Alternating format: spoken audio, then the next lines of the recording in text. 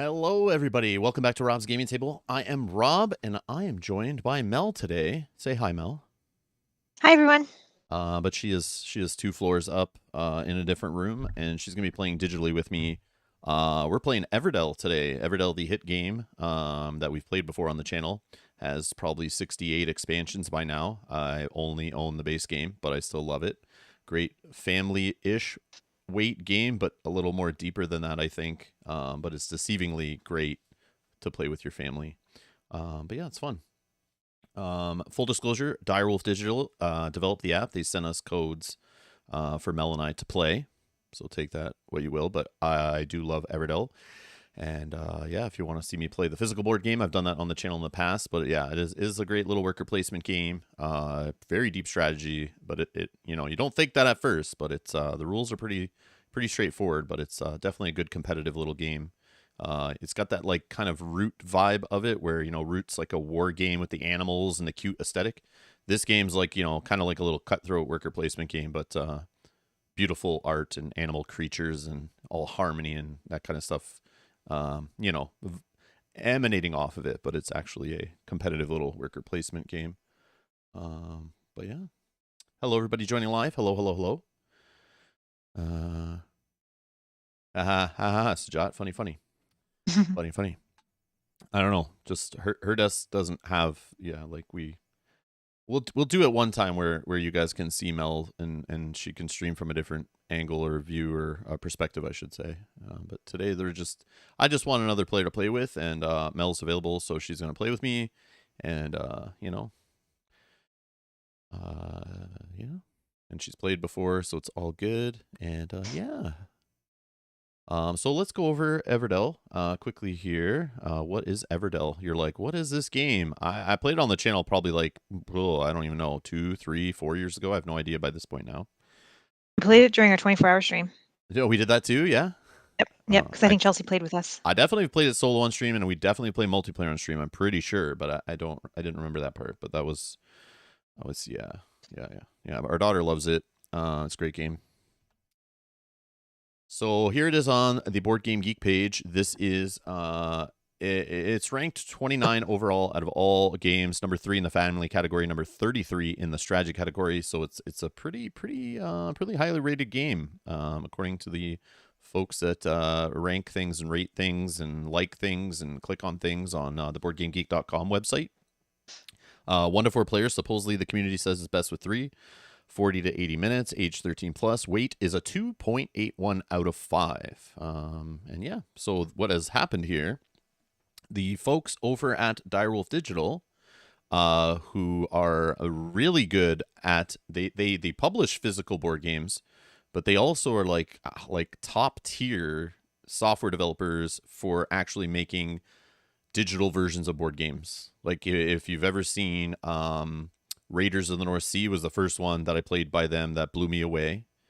How much love and refinement and like animations and noise, like sound effects, and just a solid app, no crashes, good UI, all that stuff. I just loved it. It was great. I also love that game, but they did it justice. That's the kind of thing that like why like when I've played on something like Tabletopia or Tabletop Simulator, I just can't do that anymore after playing games where like the actual work was put in to make a beautiful interface to play a game, get in quick, get out quick. It knows the rules. It has a tutorial. It can just like, it's a real digital adaptation of the game where you can just lay back and click and play it. So they did that one. They also did Root, which was really well done. They've been adding expansions to that. I've seen. I need to go back and play that again. I've played that multiplayer a few times. We streamed that before. Root was awesome, still awesome. But now they're taking their hand at doing Everdell, and they have other games in their catalog. Those are just the ones that I played, and they hit it out of the park. Like literally, even playing the beta was like better quality than some final board game apps that are still available today. Like, yeah, and I played a bunch of board game apps from different publishers, and yeah, Direwolf is like right up there. And I only put them ahead of like Monster Couch, I think, is the other company that does the Wingspan app, just because I've never played anything else from Monster Couch, so they only have like one game that I know of under their belt. That's amazing, but yeah, there's other digital publishers that don't even come close. So But yeah, this is definitely cool. It is available on Android, iOS, I believe. I'm playing it today on Steam. That's why the Steam page up here. I'm playing on PC, but like if you just want to play this on a tablet or phone or whatever, it should be available for that. I think it's coming out to Switch later. For some reason, most games seem to come out later on Switch. I don't know why that is. Maybe it's harder to code for Nintendo, or they have like a way more strict approval process or something. But I'm pretty sure it's going to be available for Switch at some point. But again, check the Direwolf Digital website. That's the publisher's website. Or I can just do that for you here since I'm on a computer. That would be nice of me, I guess. I probably should be more organized and do that. Okay, so here we go. They got Tabletop Games. They're the guys that publish Dune Imperium, Clank, like physically. Dune Imperium, Clank, all the Clank games. That's the publisher behind that. So that's the same publisher that makes those solid board games. Also make the digital card game Eternal. What? They make Pokemon? No, they don't. I guess they have the rights to that now. Game of Thrones, the board game? What? No. I didn't realize they did that one. I know Asmodee Digital. I didn't realize Direwolf Digital did the work for that one. Okay. So I've played Pokemon, the online card game. My daughter was really heavily into it. That's solid. Game of Thrones, the board game, digital version. Awesome. Sagrada we played, actually. I didn't realize that. I've played Root. Okay, so I played way more. Okay. And they also came out with Wings of Glory recently, or it's coming out soon. But I don't have no interest in Wings of Glory. It's not really for me, but if you're looking for a digital app version of that and The Fox in the Forest. I did not realize that. Interesting. Yeah, I played Raiders. I haven't played Lanterns. Haven't played Yellow and Yangtze or whatever. But they've made digital versions, I guess, of all these games right here. So go check them out. But we only care today about... I don't see it here. Everdell. Yeah. Okay, so yeah. You can get on Steam, Google Play, iOS, and nothing on Switch, but I swear I saw them mention that in an email or something.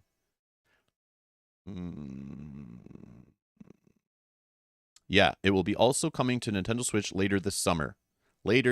So by the end of August or September. Yeah, watch for it on Nintendo Switch if you're holding out for that. So, according to their email. Awesome. Okay, there we go. Okay, let's get the game going here.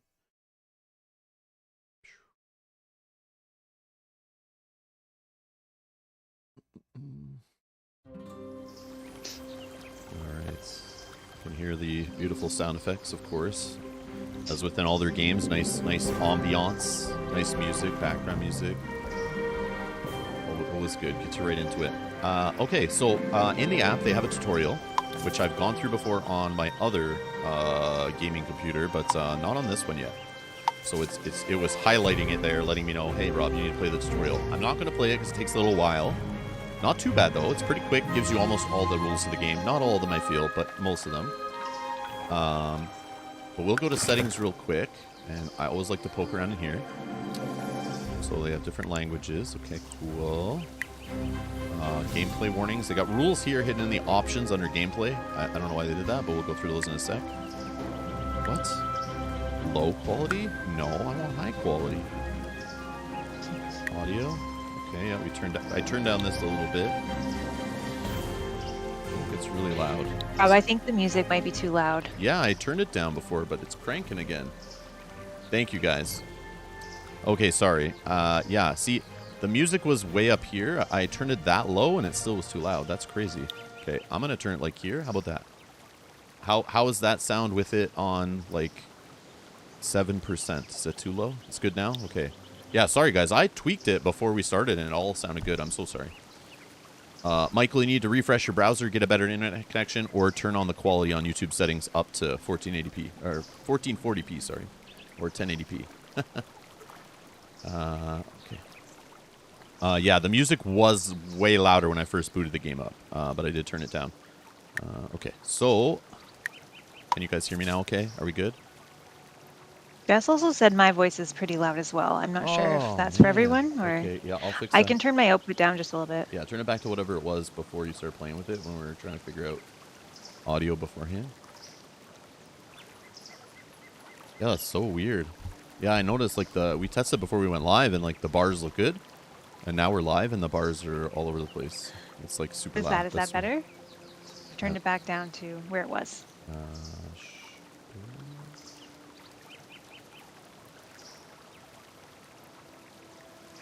You guys let me know who needs to be turned up, who needs to be turned down. I mean, it sounded all good in my headphones too, so I don't know. Oh, that's better. Okay, they're saying that's better. Happens every time we play a digital game after a while. I don't know what's going on, but it's so weird because we tested before we started. I know. It's so annoying. Live streaming, fun times. I'm going to stop live streaming. I need to just go back to recording and editing all my videos so I have control over them from technical issues. There's going to be a riot in the chat if you say that. Yeah. Well, I don't know about that. I don't know. Then they don't get alerts. Then they don't have to worry about, like, you know, having to be here live. And then everyone just gets to watch it later. It'd be all a level playing field, right? Just kidding. Just kidding. No. Then I wouldn't have Sajat stopping by and harassing me. Just kidding. Cynthia does say the effects are still pretty loud. Oh, okay. No problem. No problem. That's what I need. I need that feedback. Well, those are cranked. Let me see if I can turn this down. You don't want to hear birds chirping and rivers. At 100%? River. No, it was actually at like 90. I turned that down a little bit too.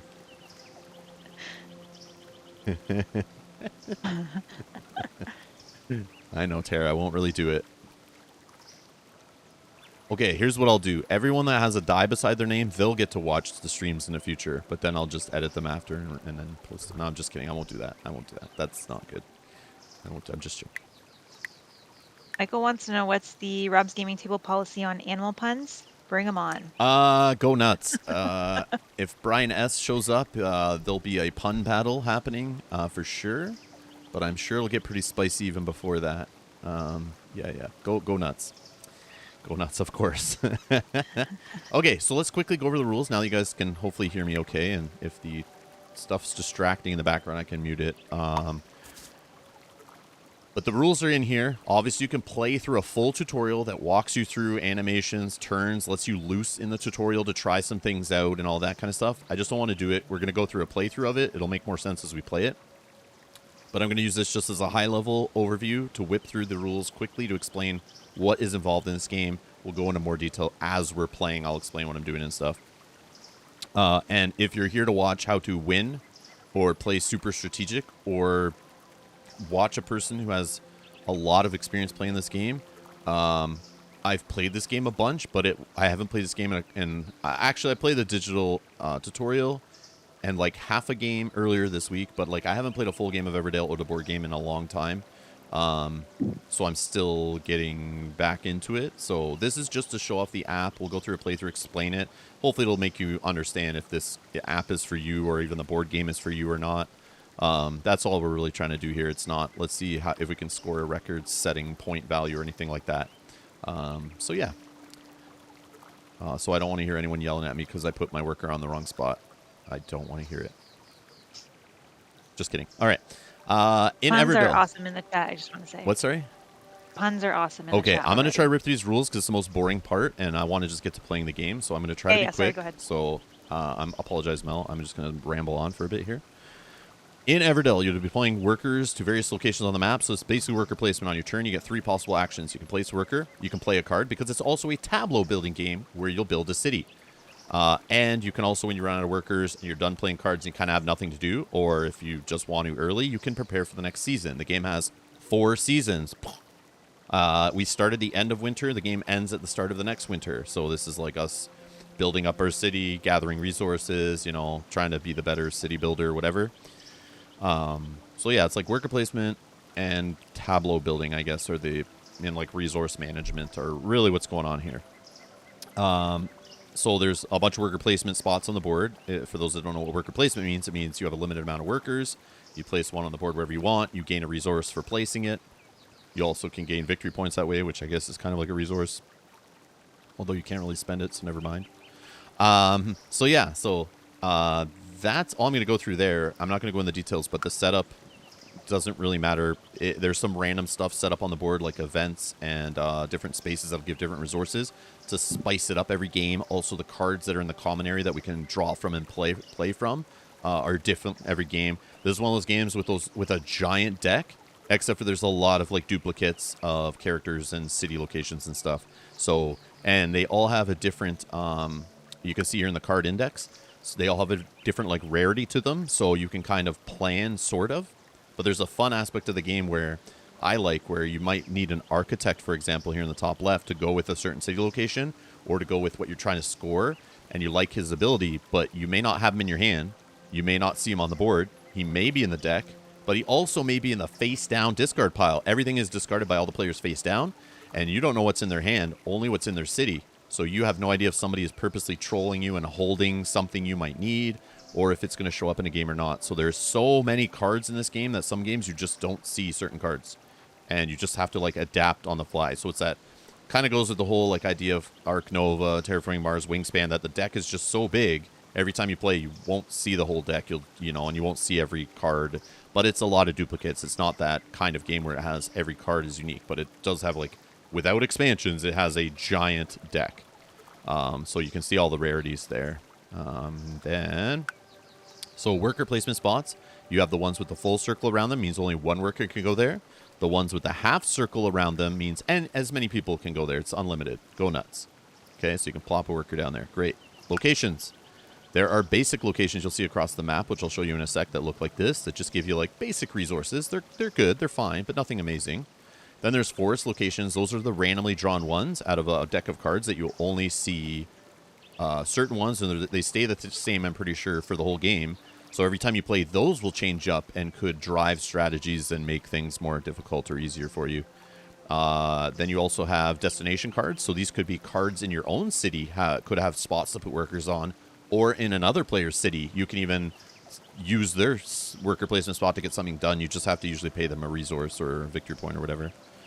Playing cards. Cards cost resources. For a character, you have to spend berries. For a building, you have to build it with twigs or resin or pebbles or a mix of all of those things. And some buildings will let you play a character for free, so you want to combo them together. So sometimes you're like waiting to make your little combo go off of finding sets or matches of characters. City can only be 15 spaces, 3 rows of 5. Once you're done filling up your city, you can't. There's some cards that let you change cards out, but usually once you built up your city, it's kind of done. And there's the type of cards. You have tan power cards that play right away. They do an action. Green ones that give you production during spring and autumn. And there's other ways to fire those off too. Red are the ones with the worker placement spot on them for city cards. The blue ones give you a bonus as you play certain card types or spend certain resources and stuff like that. And purple are like kind of the cards that, like in every Euro pointsality game, they're just focused on getting you victory points. Those are like straight up victory point cards.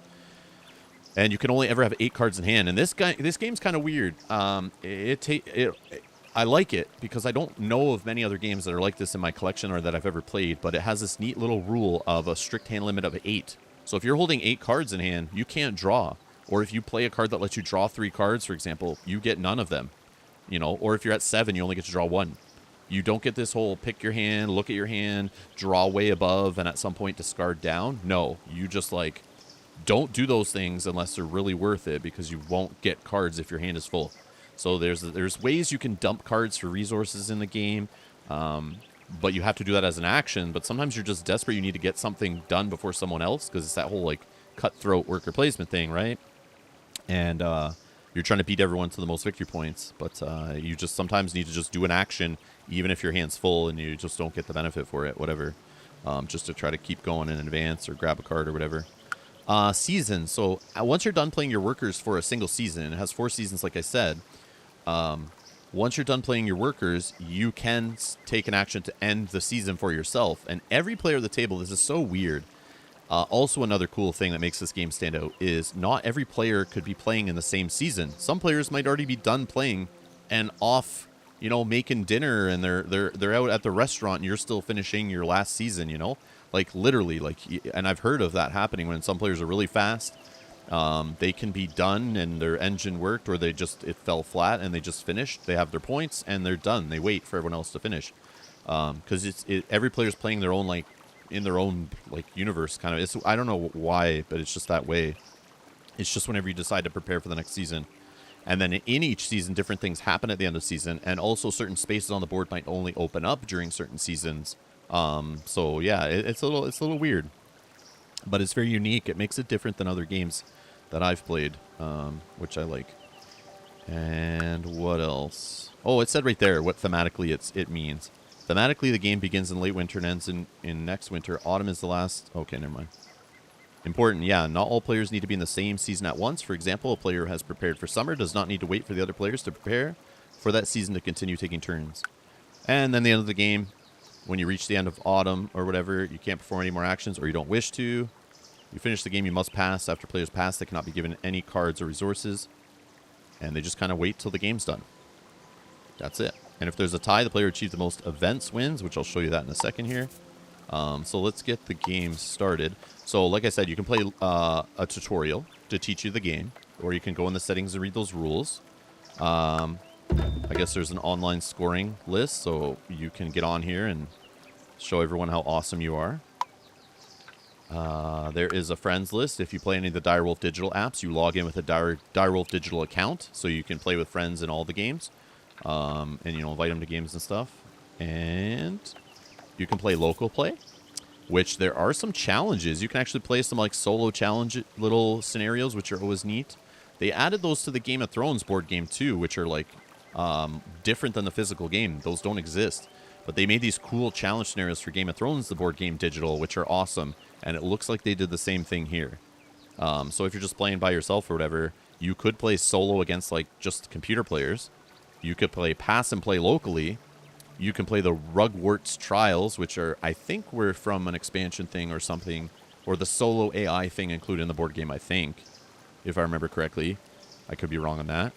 Or maybe they're a Kickstarter only thing, I don't remember. But, or you can do these challenges that were made just for the digital app, just to give you something else to do to kind of like, twist and spice up the game, and that's kind of neat. Oh, Rugwort is the normal solo AI. Thank you, Brandon. I couldn't remember. Like I said, it's been years since I played Everdell, the physical game. Solo comes in the core box. Oh, okay. Thank you. I just couldn't remember, like, there was something extra in the campaign, though, from the original campaigns where, like, you got something extra. Maybe it was just better solo components or, like, meeples for the AI or something. I forget. That's why I'm confused. It's a problem with retail versus Kickstarter. But yeah. Or you could play online, which is what we're going to do today. All the way up 2 floors. Kanji, thank you for the super chat. Mo money, mo money, mo money. Yes. Thank you so much. Thank you so much. Live in color. All right, so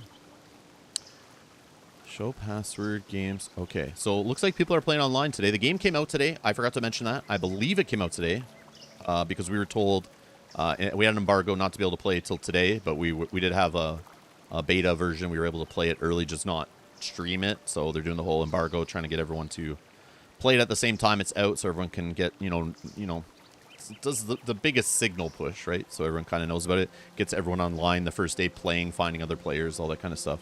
Makes sense.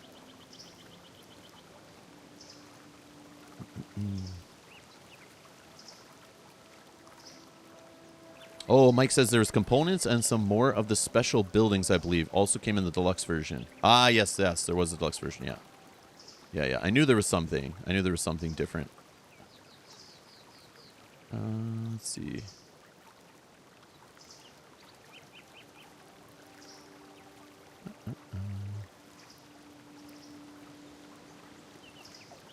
Okay. So what we're going to do is I'm going to create a friend match. I don't really have any friends, but I'm going to do this anyway. Let's see here. I'm going to click this little check mark. And I'm going to click Mel's name, who's my only friend online playing the game right now. But I paid her to do that, so she's, my wife, not my friend. I'm just kidding. She's my best friend. All right, create game.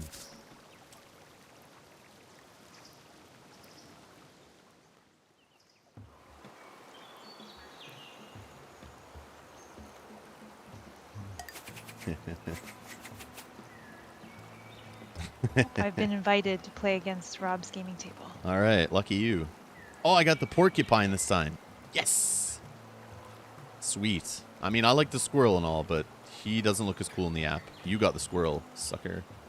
Oh, it's still loading for me. Not the cool turtle. So you play asynchronous. I don't think there is a real-time mode in this game like we've seen in some digital apps. So you can't set, like, you know, the 2-hour timer, they don't respond, you win. It seems like it's only asynchronous right now from what I can see, but maybe there was a setting to change that somewhere that I missed. But everything I saw was only related to a asynchronous game. So you take your turn whenever. And you'll just get a notification on the other end that it's your turn, so you can play a game over a week, probably. I don't know what the real limit is, but don't listen to me. But you can, there's an action log. Okay, cool. And there's some kind of chat.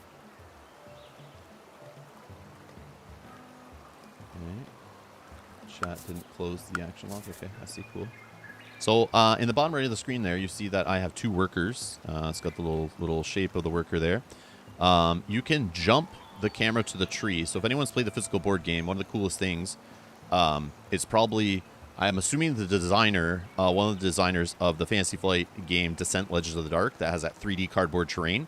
I'm assuming that person played Everdell and liked Everdell, who went, you know what, let's add some 3D cool giant stuff that sits on the table for nice table presence, you know.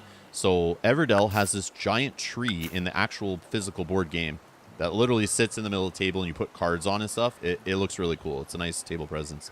But the tree is here. You can click a button to jump up to the tree. Oh, you're already playing? How dare you? I'm just joking. That's fine.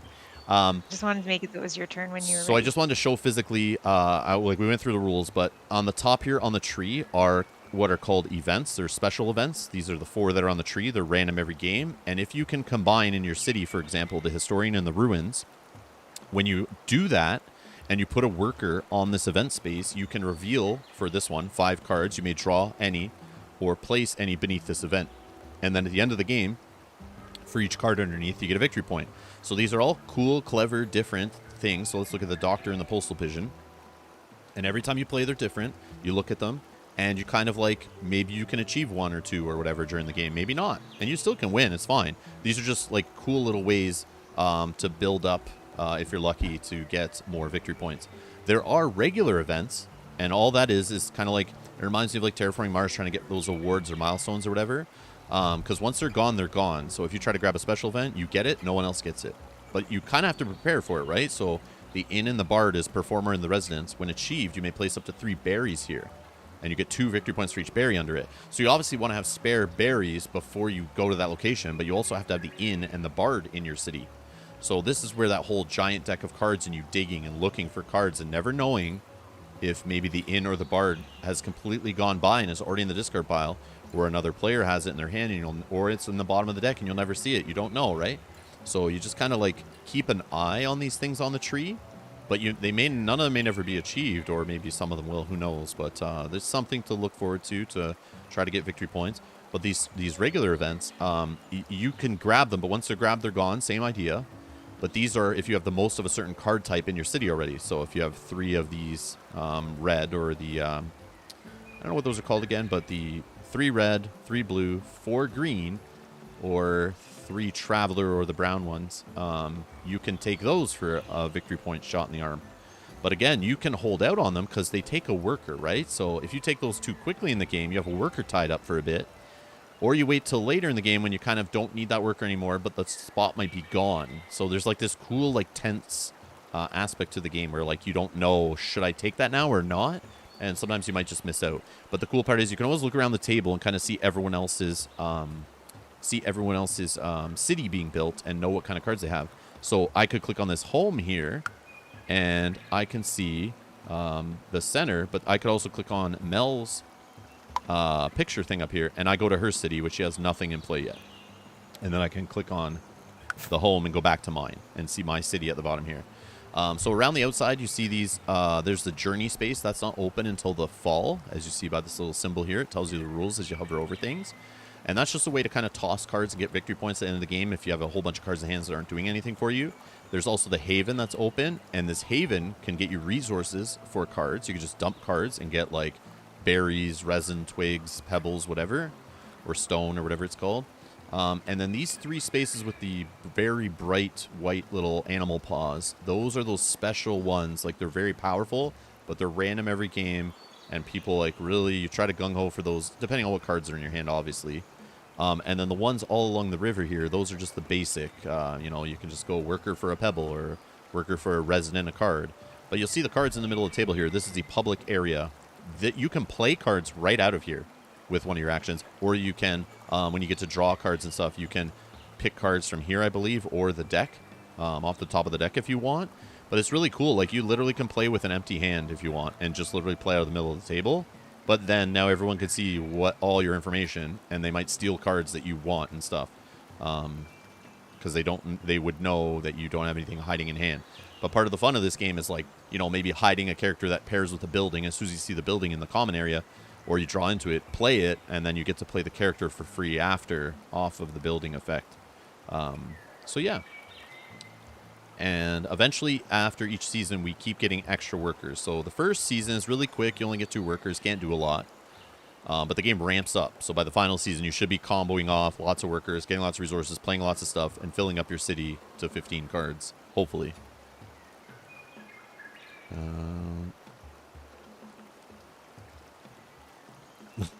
Andy says, the next hedgehog that comes into my garden is going to be called Rob. Yeah. Oh, yeah, I guess he's a hedgehog, right? Not a porcupine? I don't know. Are those the same thing? Maybe. So you just literally grab your animal here. A one knock on this, and if the developers are watching this at some point or live right now, I've played lots of games with the whole god, you know, like you play those like RTSs or things where you're like, you're god and you're kind of like moving things around, you know, the above view. So I'm like, you know, the higher power here that's moving this little guy around and picking a worker placement spot. But when I swing him around, it doesn't have the full ragdoll physics where he's swinging around the mouse, like where I'm holding him by the neck, you know. I expect to be able to spin this guy around while I'm doing this with the mouse, but he unrealistically still stays just hanging perfectly down with gravity. So I need that improved because I want to have fun spinning around animals by their collars. And yeah, that's all I have to say about that. I just expect better physics in my digital board games. Just kidding. All right.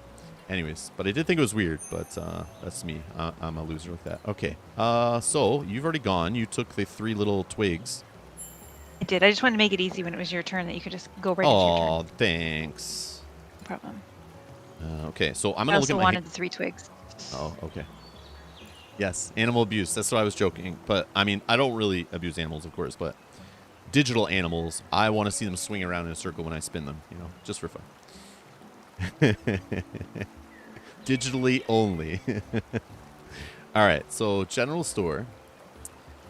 Okay, like I don't care if you know my cards or whatever if I'm saying them all aloud, but so general store here, for example, it costs a resin and a pebble to put it into my city. It's a green location, so its effect basically happens when the end of spring and the end of autumn, I believe, is when the green locations fire off their abilities.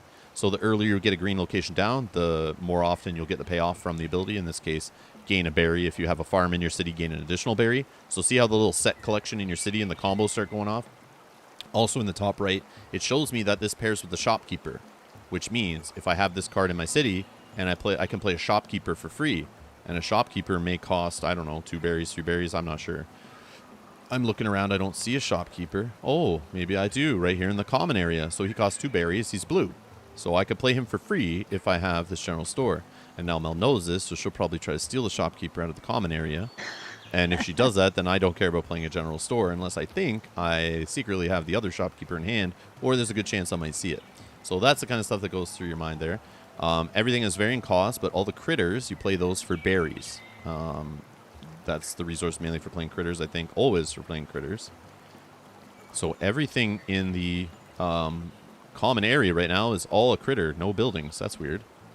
It's weird. Very weird.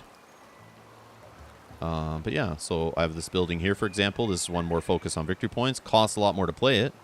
Has the character in the top right that I could play for free, but it has a little ability on it there.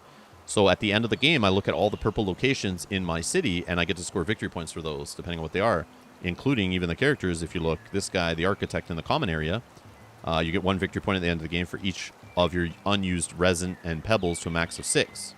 So if you thought you had a good way to make those all the time and, you know, you could really get a combo going, get tons of victory points. but he's also worth 2 at the end of the game. So all these characters have the little yellow circle on them. Those are worth victory points too to have in your city. But again, your city can only fit 15 cards, so you have to be really smart about what you're putting in your city.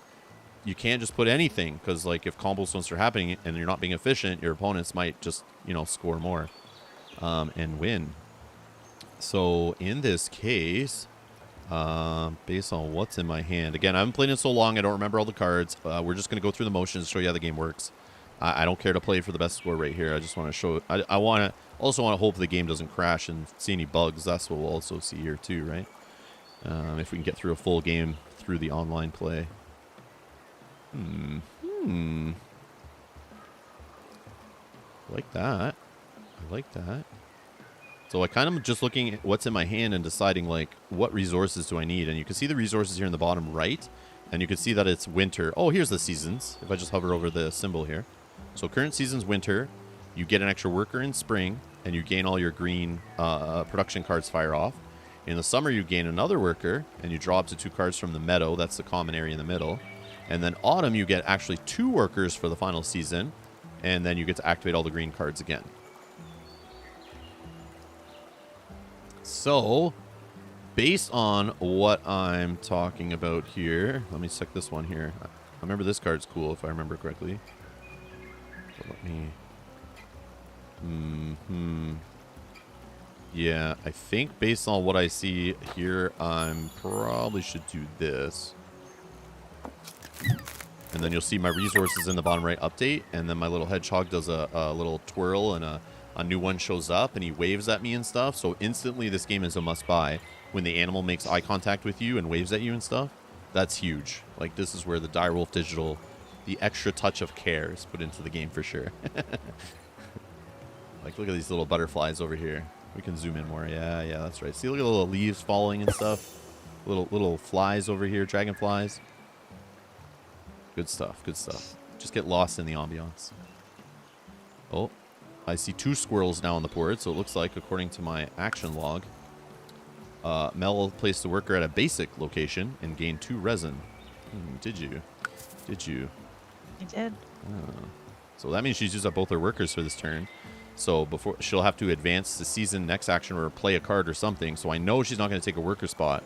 So I could do something else right now, and I could feel that I'm safe to leave a spot available, I'm pretty sure. Again, I'm not a pro with this game, but it's been a while. Yeah, Brandon, I see you pointing this out. It highlights the cards you can afford. This is what I love about the digital board games. Is just make it quicker usually to play, right? When it's actual digital adaptation, not just a module for like Tabletop Simulator or whatever. I like that it just keeps the game flowing by, you know, shuffling decks and all that stuff, but it also like shows me the cards that I can afford, so I kind of know what's available and I can draw my attention to them, and just, you know, it helps players learn too, right? Which is nice. And you don't get that when you play like a physical board game or a, you know, like a module that doesn't have the rules text or the rules programmed in. That's what I should say. Okay. So based on this, what should I do?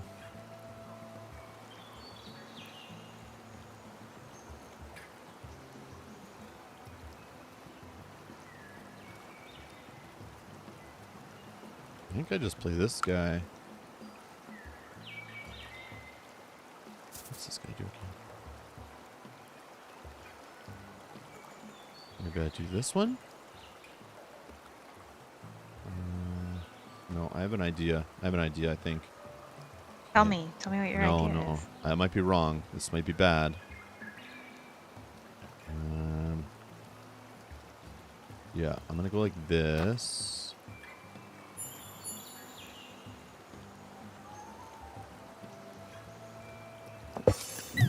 Okay. Oh no, that went to the wrong one. Oh, I did it again. You know what I do sometimes in this game when I was playing it the other day? I drag my guy's feet over the spot where I want to place my worker. But you're actually only supposed to drag where like your mouse is. So it's like I accidentally dropped him in like one space higher. And that's kind of annoying.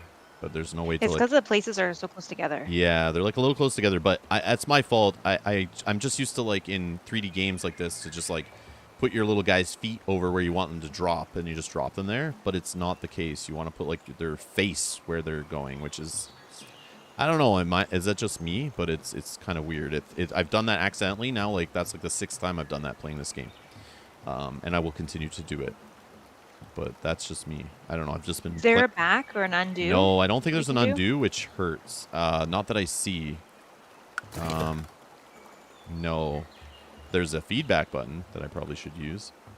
But yeah, I just find that weird. There's no back button, like based on the fact you can, or I'm okay with there not being like a okay. Are you sure to put it there? But like a little back button before the next player takes their turn would be nice. But oh well. I don't see an undo. I'm not sure, guys. I don't see. Maybe they'll add something in. It does highlight the space, right, when I'm hovering over it? Okay. But that sucks. I just ruined my game, but it's okay. Aw.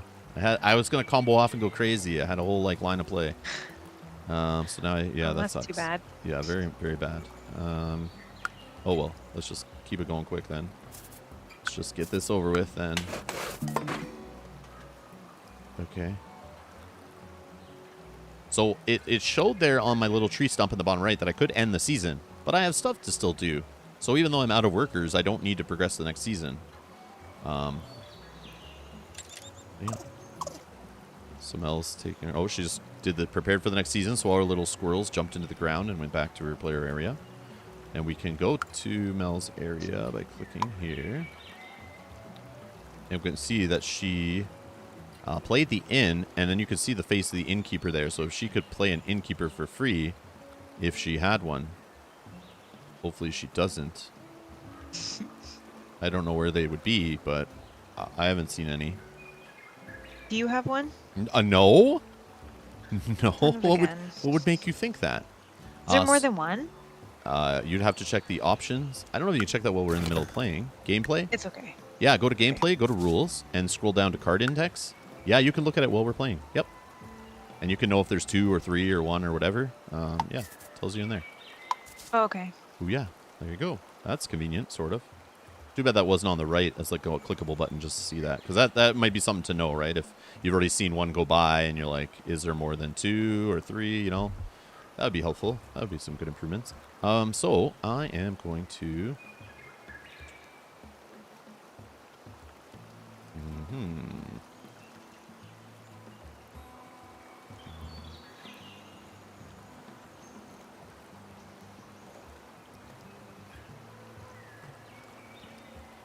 Might as well. Sure. I don't know. Just rubbing it in a little. Yeah. Okay, go ahead. Yeah, Michael says you got to have an undo button. That's a must-have. I agree. Like even though you want to undo, it should just be an undo for like 3 seconds or 5 seconds available to you, like before it sends the data to the other player.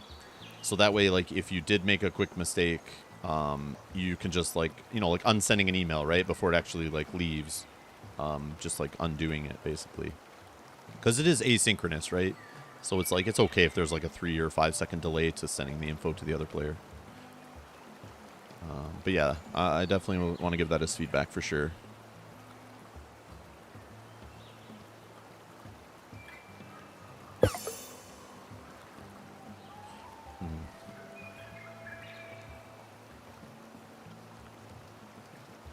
I think I'm just going to end the season. Yeah, sure. You have cards you can play. Are you sure you want to prepare for the next season? Yeah. At least it asked about that. So if I accidentally click that one, that's good. That's good. So currently I have 2 victory points. Mel has 2 victory points. We're in a tight race. We're in a tight race. This is hardcore here. All right.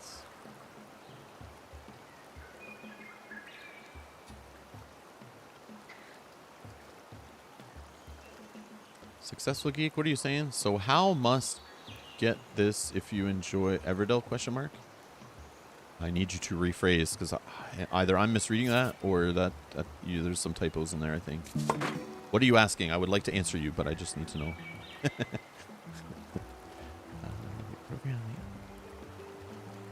Yes, they could program the undo button to only function when it would make sense. True. Yeah, my bad typing. Okay, no worries. No rush. Yeah, just I want to answer. I do. I'm not ignoring you, I swear. How must get is this if you enjoy Everdell?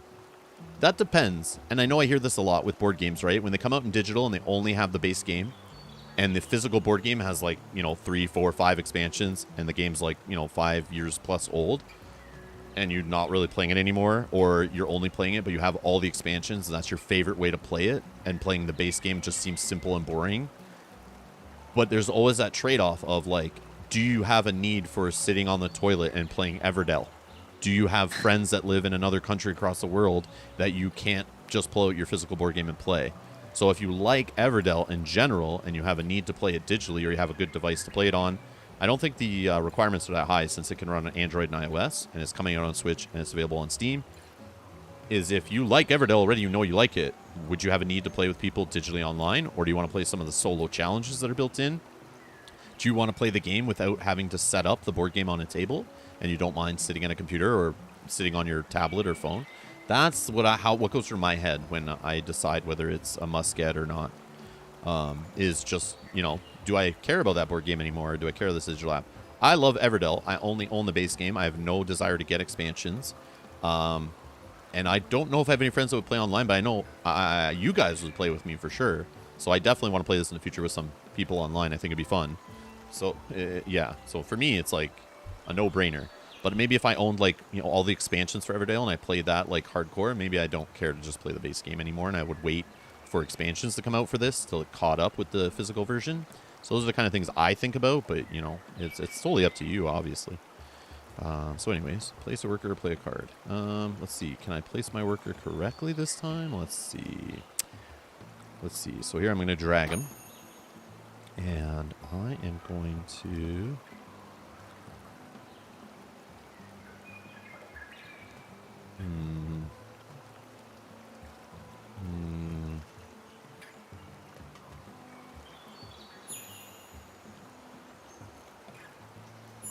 Yeah, it does highlight it. Like, if I go slow, I can totally see where I need to put my worker.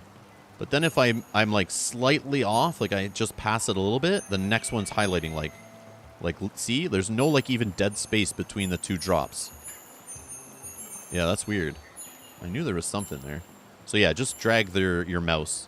It's just like too bad you couldn't just use your mouse and point at it or whatever, because this big bulky little guy is cool, but he's just like kind of big and blocks the screen kind of, but whatever. Okay, let's try this. Okay. Let's do... I'm going to... Oh, I see.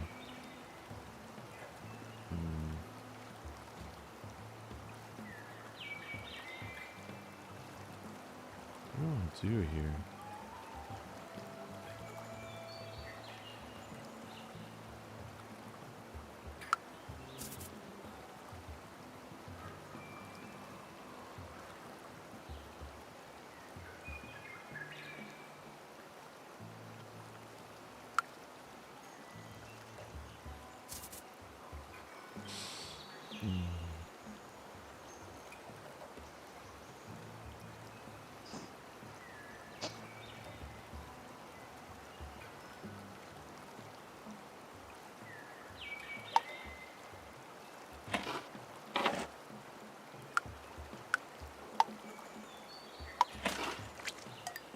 Let's dump some cards for some resources. So I could do it there, discard up to 3 and gain any resources. Or if you go to the Haven, you only get, for every 2 cards, you get 1 resource. So it's like, but as many players can go there as they want. It never gets blocked. Oh, you son of a... Okay, so she took the shopkeeper, which that was one of my combos was going to happen in the first season, was that guy was going to be in play. But because of where I dropped my worker, I got totally blocked from getting like 4 or 5 cards in my city first season. But that was neat. Okay. Let's see. That sucks.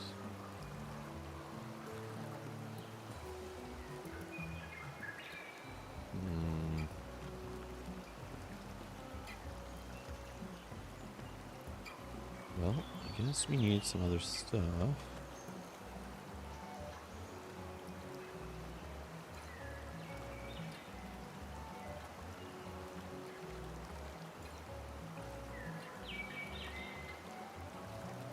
I don't get why. What am I missing here? Oh, I grabbed the wrong resources. I see what I did. Yeah, I'm not with it, but it's all good. I can fix it. We're not.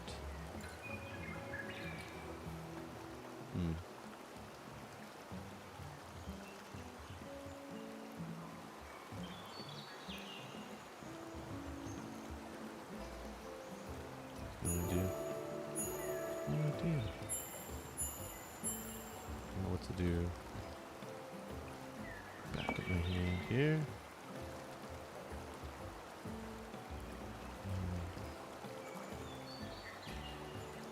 Okay. Yep.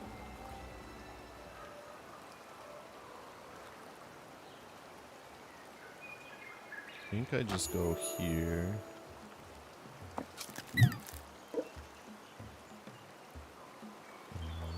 Yeah. Yeah, I definitely messed up, guys. So I'm like, yeah, I'm just all over the place. But I'm sorry if I'm frustrating my plays, or my play is frustrating you guys.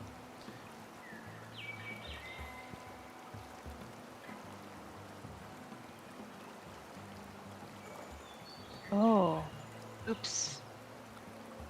But it wouldn't be Rob playing a digital game if I didn't misclick on things. That's normal.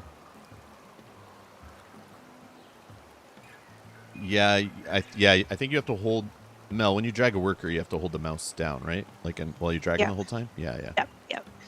Yeah, so don't accidentally let go of the mouse button.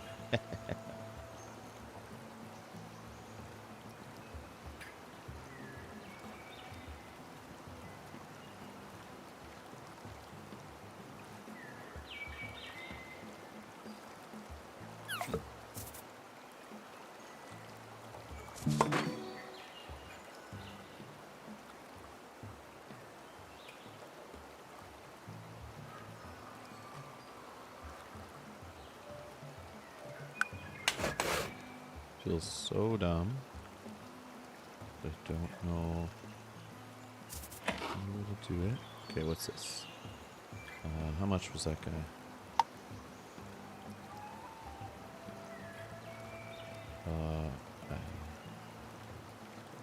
Was he 3? I don't remember now. Confirm, I guess. Yeah. Oh yeah, it was 3. Okay, perfect. Yeah, that works. Okay. Okay.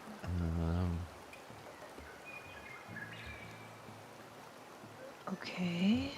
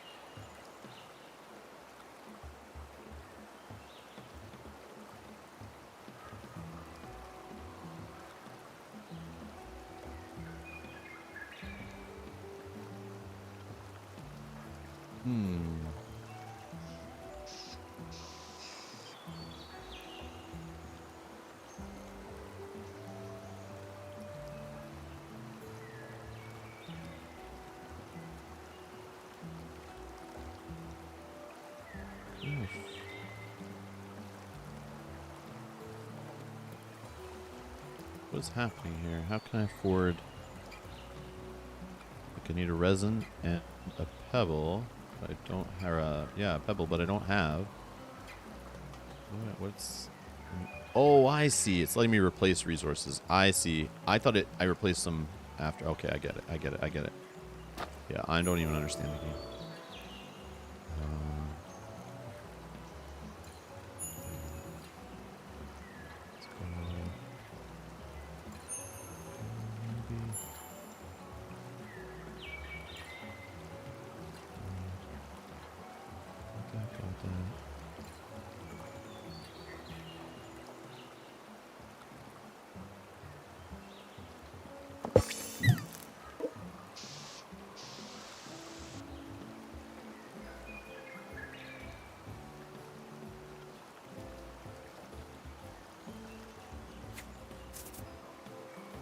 Yeah, I'll try that, Edgar. I don't know if you can double click on a spot, but if you can, that works. I'll try that next time I go to place a worker. Or Mel, if you can try that, if you go place a worker, see if you can double click on the space instead of dragging your little squirrel over. Oh, sure. I don't have a worker right now, Yeah, but whenever yes, I you will. do, if you remember. Yeah, I know cards are resources. I know. Yeah, I know. I was trying to build a little engine at the beginning there, and it just fell apart. So now I'm like kind of like off, but it's okay. I need to just move forward and get through it. Just looking at the special events, seeing if there's anything there. I realize I could have maybe done that too. Okay, again, not pro plays. Okay. So,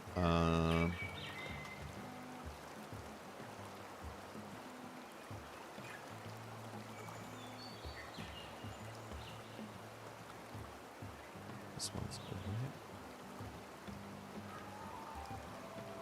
Yes, this is what I need to do, I think. So I'm going to use this ability to switch a resource, replace this with a...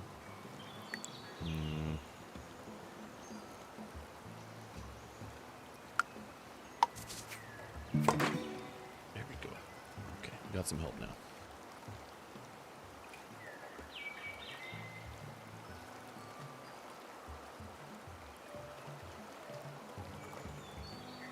It shows here how many cards I have in my city. And I can just hover over them and see what they do. This one, the crane, will hopefully allow me to play a construction card. So I could call them building cards or city cards. They're actually called construction cards. I'm so sorry. You may discard this crane from your city to play that construction for 3 fewer resources. It'll help me finally get another building or construction card into my city at a cheaper cost, which would be nice.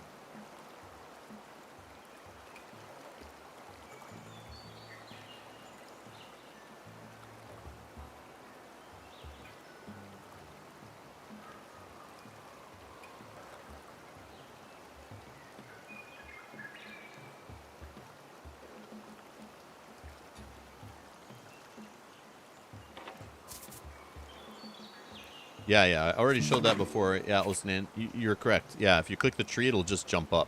But, oh, sorry, if you actually hover over the tree, if you hover over the tree, it'll quickly show you the special events.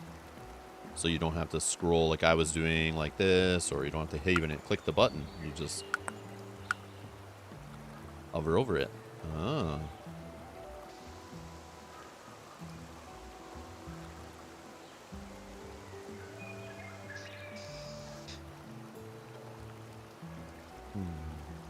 Okay.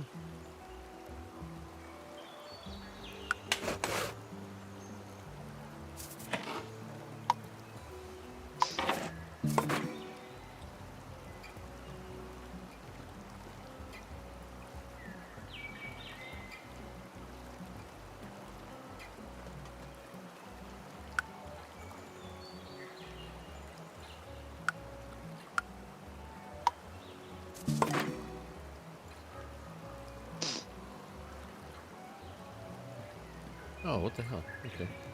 That was weird. I drew into the card that I needed to play with the building I just played, but I already played one earlier, the judge, thinking, what are the chances I see another judge? And I did. Weird. Okay. It's not unique, right? So I can play 2 of them? Oh, no, he is unique. So I can't. Because you can only have one of each unique in your city, right? So I need to find a way to off the judge. It's in my city. Is it that kind of game where I can off my judge? I just need to pay the mafia, the squirrel mafia, to take out the turtle judge, and we're good.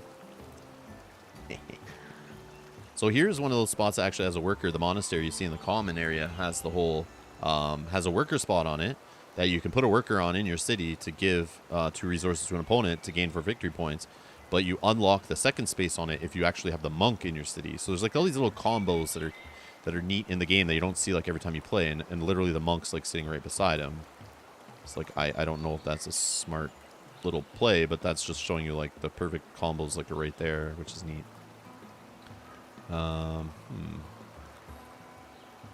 So, yeah.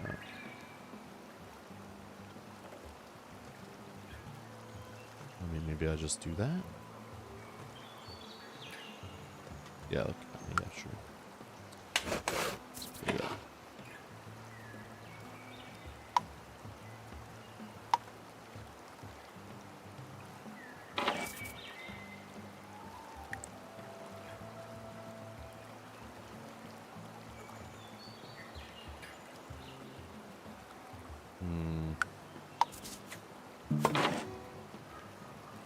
Choose a resource again.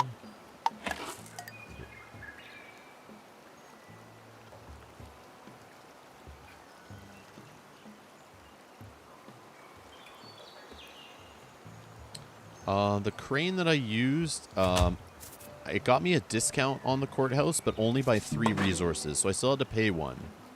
Steven, I still had to pay 1 resource, and it let me choose the resource that I wanted to pay, but I could discount the other 3. It's like usually very flexible. Oh,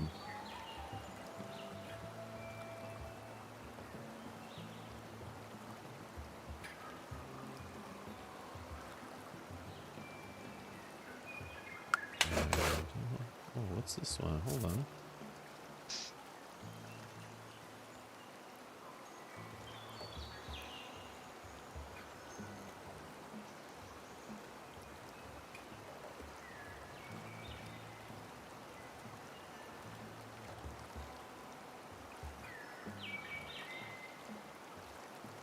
You haven't moved on again yet, have you? No. Oh, well, I'm in, what am I in? Spring still? Okay. Why? Same. Just asking.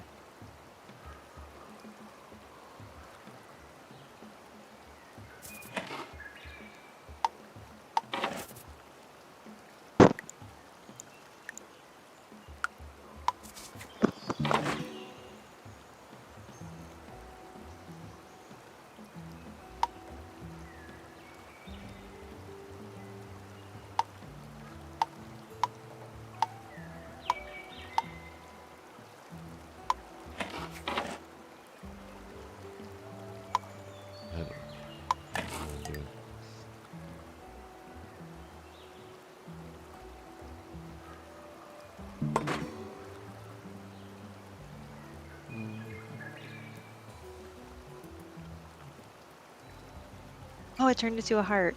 Oh, because you paired cute. together the harvester and the gatherer? Yeah. At their farm together? Oh, that's so cute. That's cute. And normally, that's the ones that you place in the game, like, on top of each other, right? Like, they take up the same spot. So they get, like, a whole bunch of extra cards in your village or whatever. That's cool. I forgot about that.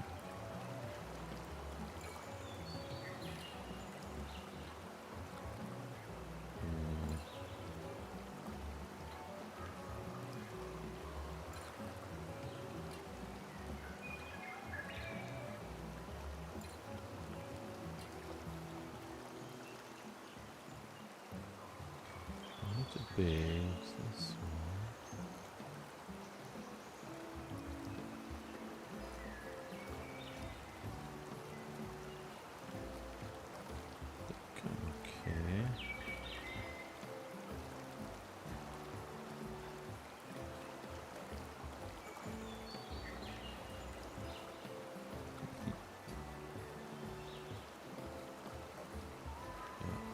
Okay. Unlike spring and autumn, you do not trigger your production cards when preparing for summer. Instead, you may take 2 cards from the meadow and add them to your hand, as long as they aren't at the hand limit. I can take 2. Let me take this one. And I don't know, I guess. The problem is I'm just going to let you see newer cards in the market that you'll probably be like, perfect! Which is annoying. Oh, you took something away. I Great. wanted. Just yes. Okay. A little bit of hate drafting or drawing or whatever. Okay.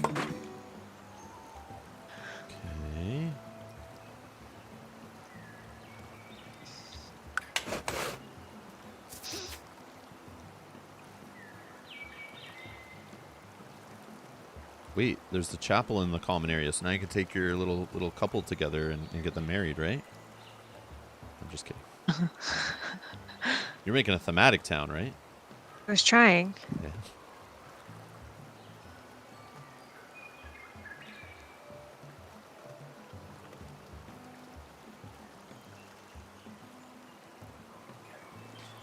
Edgar says some people didn't like those cards being called husband and wife, so they add optional change for physical copy. Did they? That's Oh. cool. Makes sense. Okay. The harvester and the gatherer. Yeah, because I They're just think in partners. the physical board game they are the husband and wife, right? That's how I think that's how, yeah. Yeah, because I was a little thrown off when I saw harvester and gatherer. I was like, I don't remember those, but so I didn't realize that they were the ones that go together. But then I see them on the farm card. It makes sense now. Yeah, I think our copy they're called husband and wife. Makes sense though. Harvester and gatherer. That's funny. But then isn't that like giving them roles of like who hunts and who gathers and or no? Harvests? It is. They're just partners. Who harvests and who gathers? Like I don't know. I'm not sure. I don't know. Okay, I'm going to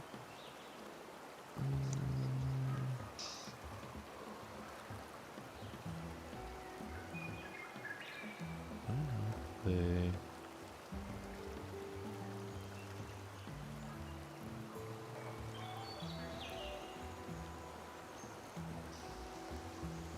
What happened? Didn't I not have a location I put in my city? I did, but I don't see it now. I must have dragged it, and it probably tried to go to my hand and said your hand's full, and threw the card away, and I lost an action. I don't know what That seems weird. Yeah.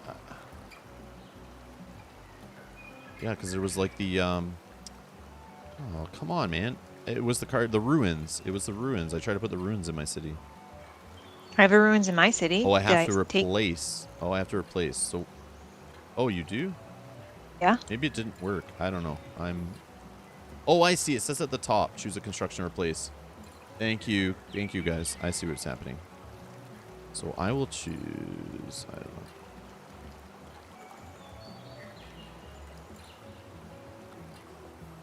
Yeah, let's just do that.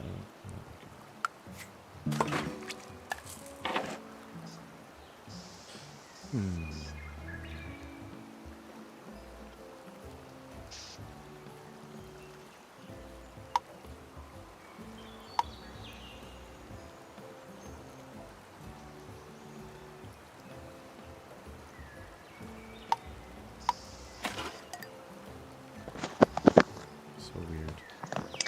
Oh, I think I have to prepare for next season. Sorry I don't have guys, anything I can thought it do. just happened automatically, but I didn't realize it had an ability on it that needed to be done right away. My bad.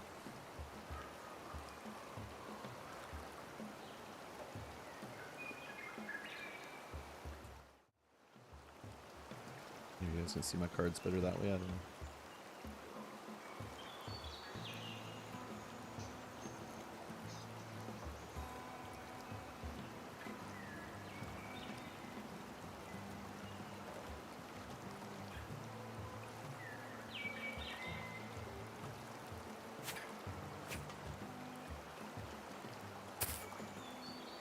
Okay, what do we got here?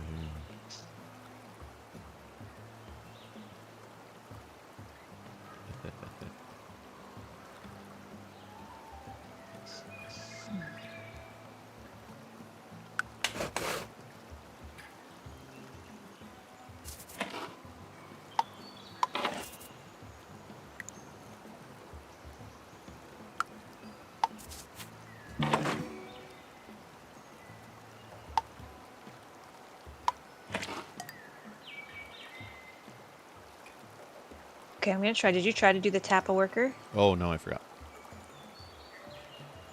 No, it doesn't work. Okay. But I can click on the grass, and it makes a little dirt and fly up and some grass blades. And it makes a sound effect. So that's cool. Although it still makes grass happen when I click on dirt, so I'm not impressed. What if I click on rock? Oh, look at... You double click on the rock, it makes the rock chisel. Okay, like, see, this is like the extra that's stuff. cute. Like, who was sitting there, like, you know, they were just that far ahead on schedule. They're like, yeah, let's add this in, let's add that in. Like, I like that stuff.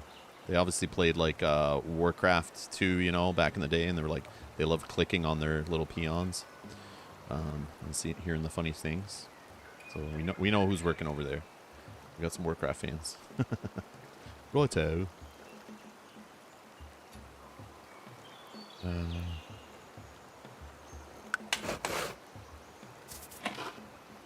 Okay, so now I'm finally getting a location to help me pay for a free critter, which I've been messed up since the beginning. So I will confirm. And what it does is it puts this little, in the physical board game, it puts this little cardboard token covering the little picture in the top right, so you know that you used it.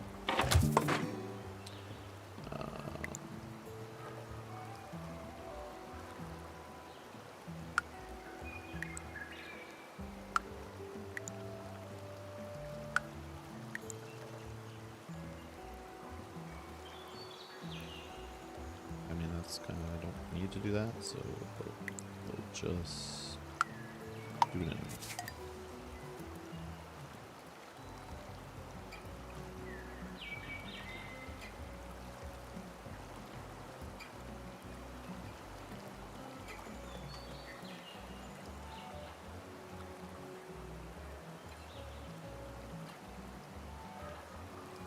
Yeah, I get the Hearthstone vibes from like the way the city looks, right? Where they just remove all the card text and put the little ovals around things.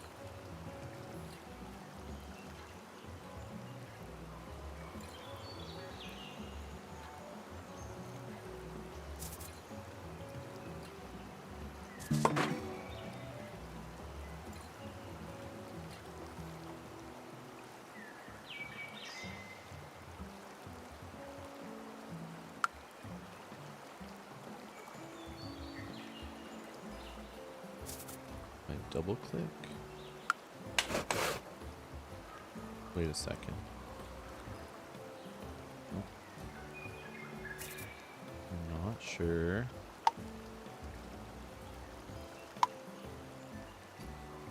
This guy doesn't go into mine, does he?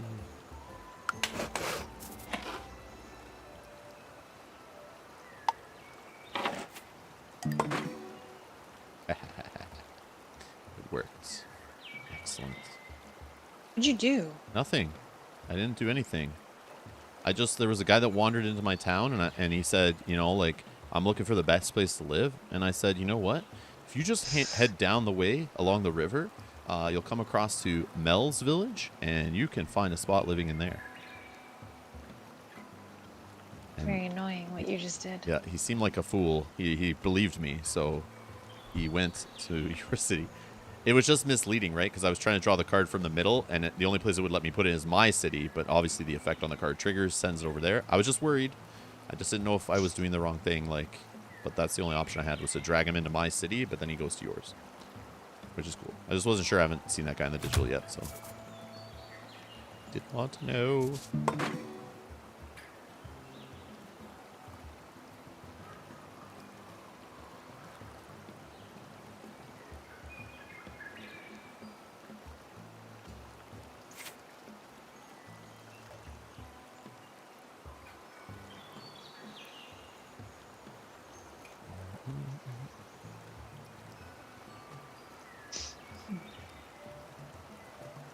We have a full hand of cards here.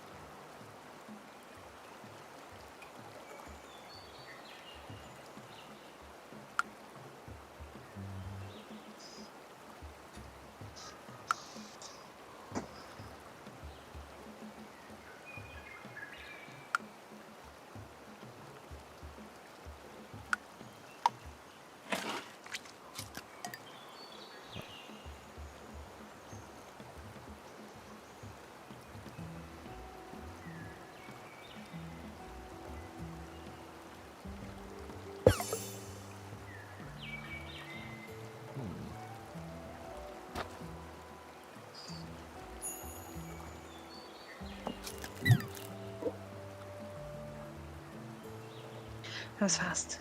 Mm-hmm. Yeah. When I go quiet, I actually can think. When I'm talking out loud explaining things, I get lost. So I forget what I was originally doing.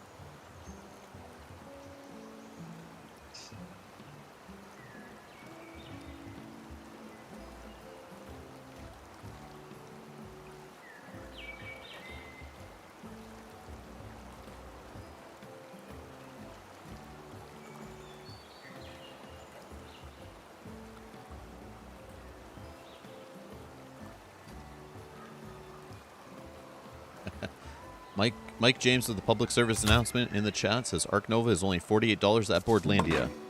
So anyone who, I'm assuming Wow. that's a U.S. store, probably has great U.S. shipping. I don't know about international, so check at your own risk. But I told you in my stream on Sunday, I could see it's in stock everywhere right now. So it's definitely met demand. So if you're seeing it on sale already, that means stores placed huge orders back in like December or January when it was hard to get. Now big orders have probably shown up. They've had multiple waves come out. And maybe they're just overstocked on it now and nobody's really buying it. And they need to kind of catch up. Demand has now surpassed supply. Supply, sorry, has surpassed demand. And but either way, if you don't have the game, it's for $48, wow, that is solid. That's US, so that's like $83 Canadian or something crazy. No, I'm just joking, it's not that high, but that is that's cool. Thanks, Mike, for that. Yeah, it's a great price for that game. 100% agree. Unless they're counterfeit copies, then it's probably not even worth $48. So just be careful. But I'm assuming this is from a local game store, then you're fine, or a retailer that just does board games, you're fine. That were on Amazon, I would be like, they might already be making fakes of that game, which is a thing. I feel like this.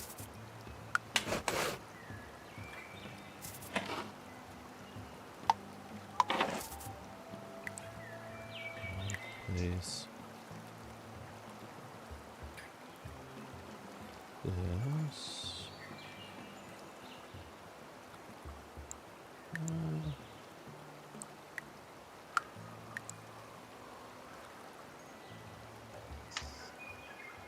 I'm kind of loaded on these, but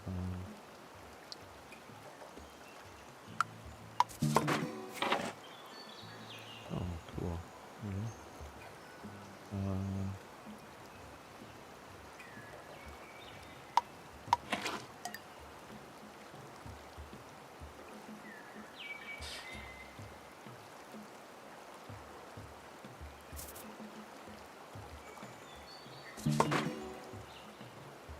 Oh, who's this in my town? Just a friendly friend. Hold on. Wanted to visit. Oh, I see. We have two fools on the board now. Okay. I was like, did you get the one out of your I city wanted to somehow? even it out. Yeah, okay. No. That's Just want to great. even it out a little bit. Cool. Yeah.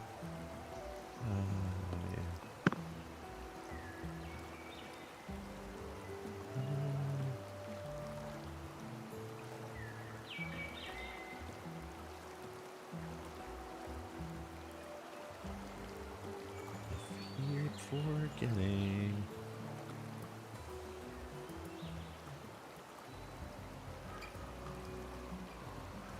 Might as well.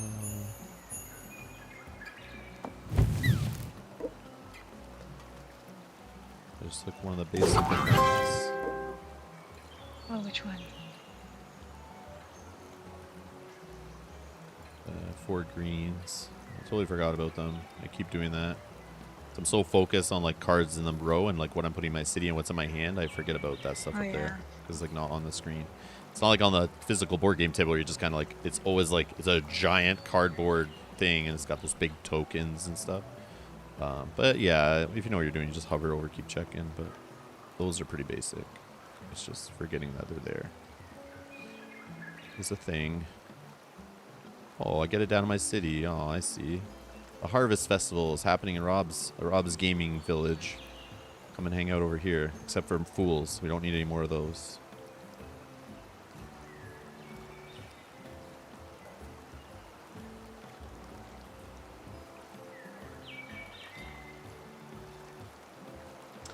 Successful Geek says Boardlandia is a good store. They do some good sales on a regular basis too. That's cool. Yeah, I never bought anything from them. I just know they're one of those, like, I know they do ship to Canada, I'm pretty sure, because I have looked at their store before when someone's recommended something to me. But I've ordered from a few different U.S. online retailers, so just not them personally.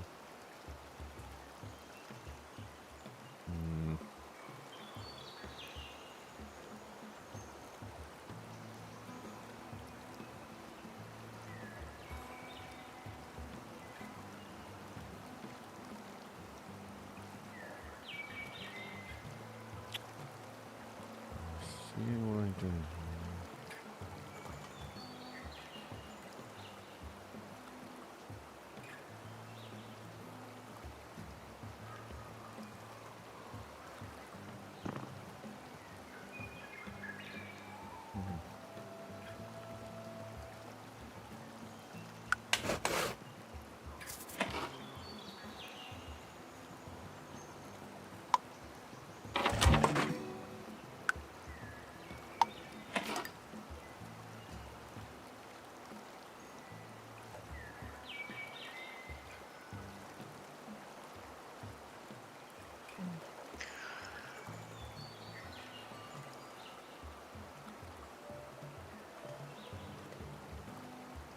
Does this purple card on the right on my screen, everybody watching except for Mel, work with this card in the middle of my hand here that is also purple?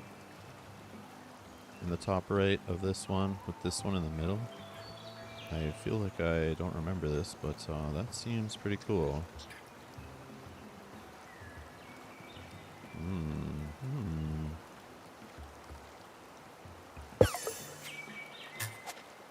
I also can't see your screen. I just popped the chat out. Oh no, I'm just saying, it's all good. Just don't want to name the cards. So Oh, no, might that's just to let you know. You see. Yeah, it should, right, Steven? Oh, thank you, Osnan. All right, cool. Can I get enough to play this, though? That's the big question. I actually want this guy. Is there a symbol for unique buildings? They just Or says just if the it says word. unique, right? Yeah, it just says the word unique. Oh, on I it. see. Okay, okay. Yeah. Just checking.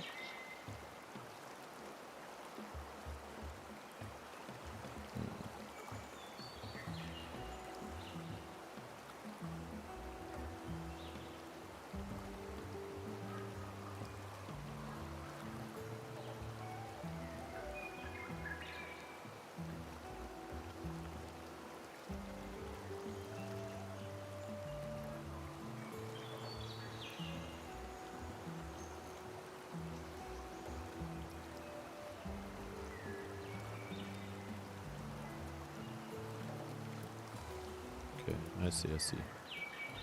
Okay.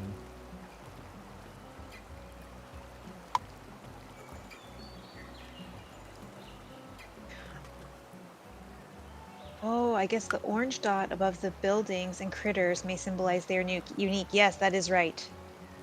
Oh, in our See this city, now. I see. Yeah. I didn't Thank even notice you. that. I didn't even notice I that. didn't either. Yeah, the buildings have like an orange cube, and then the characters have like an orange little like gem or something. I Ah, didn't neat. realize that. Thank you Okay. very much. Yeah, I didn't know that. I don't know if that pointed that out in the tutorial, but it definitely did in the rules. But again, I did the tutorial a few days ago, so.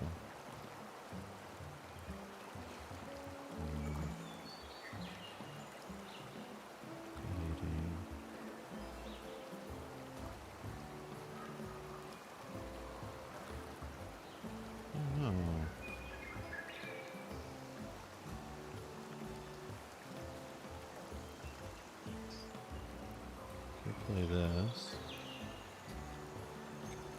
Done? It's probably done.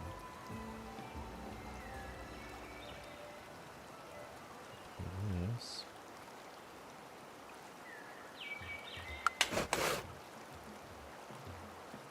Yeah, I'll do that. He wants to be played with. I don't know, sure. Just a berry with, let's do this, I'm rolling. That was a bad trade, but I'll do it. Okay.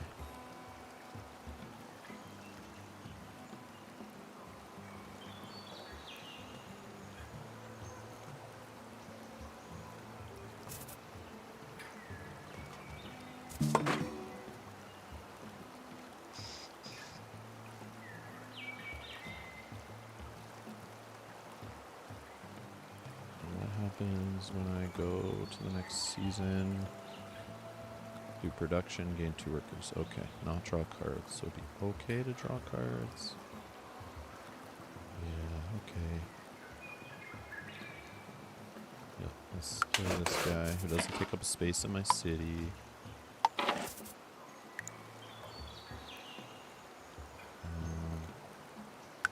do this.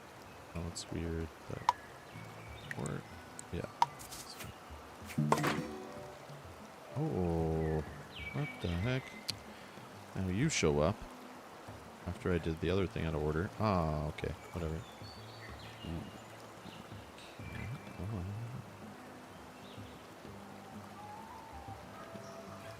Oh, that is pretty good. No. Huh.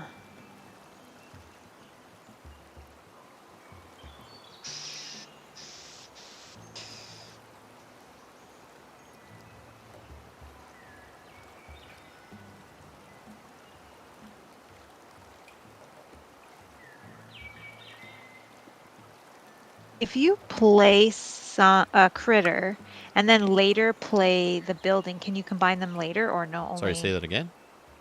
If I play a critter first and Nope. then the building later, you have Nope. to do it first, Yeah, right? the other way Building around. first? Yeah, that's why I was messing up. I was playing stuff before and just hoping, and then because I screwed up at the very beginning, so I had to play things out of order, which was very bad for efficiency. So yeah. All right, I guess I'm just gonna do this and see what happens. Yeah, and that makes sense because if you think about it, the critters don't have the picture of the building in their top right, so there's no way to. You can't just move them later. Yeah, it just shows them, so you can't like cover anything to say you're suspending it. Okay. That sucks. Man. Okay.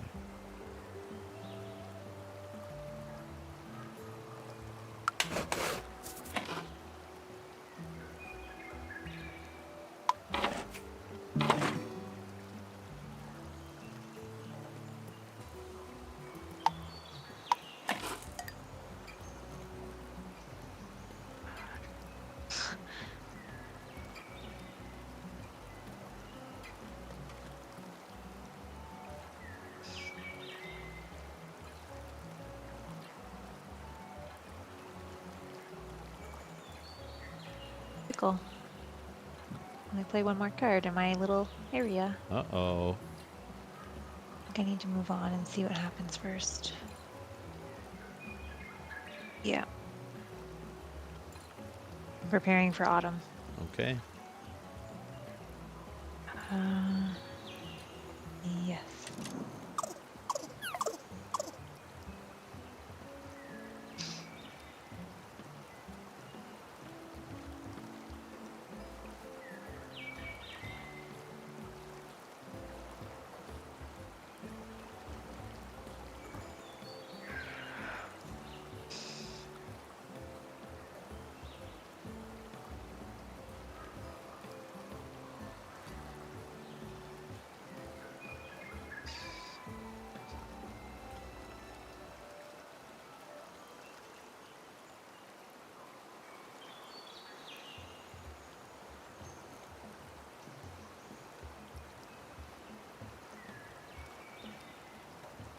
All my actions here.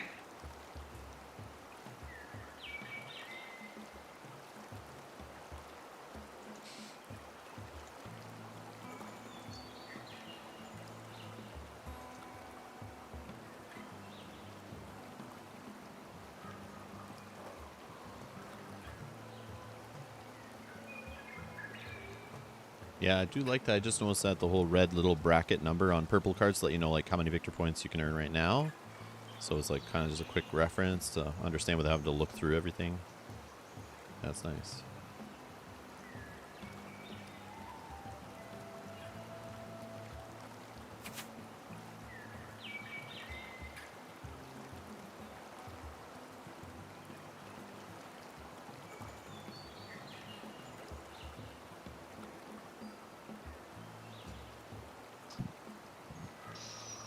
Okay, sorry about that. No It's a worries. long one.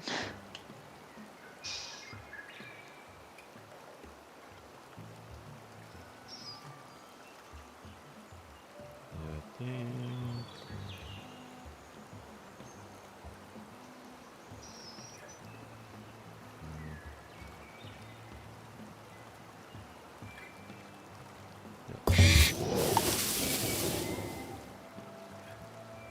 Yeah, so now that we're in autumn, we've opened up the journey track on the left side there, so you can basically convert unwanted cards into victory points. And each spot can only be placed like 5 victory points, 4 and 3 on the left-hand side there.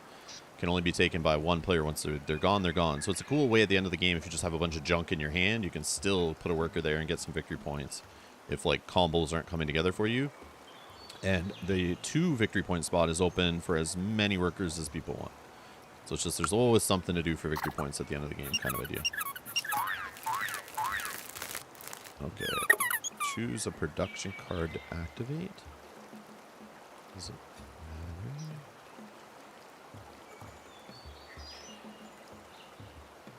Oh, I see. I forgot that thing. I totally forgot that. Oops.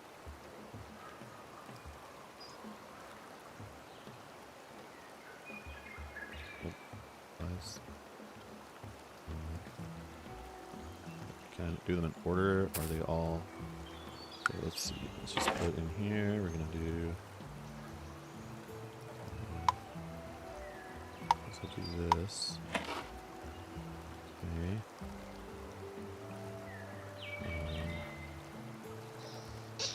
Do this. We'll give away this. This. This for this. Seems weird, I know. Then we're going to do this. I don't know. Probably not the best way to spend my resources, but I'm doing it.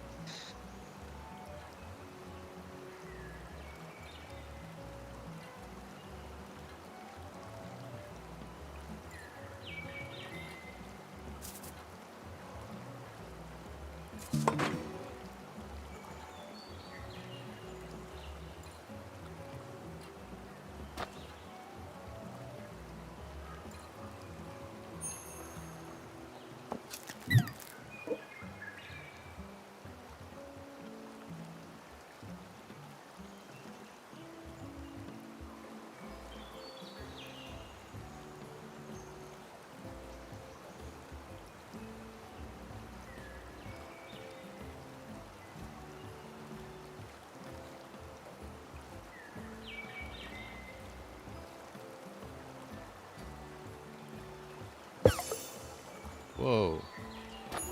That much junk in your hands? Or I your can't play any city's more cards in full. my thing anyways. Yeah, your city's full, right? Yep. Nice.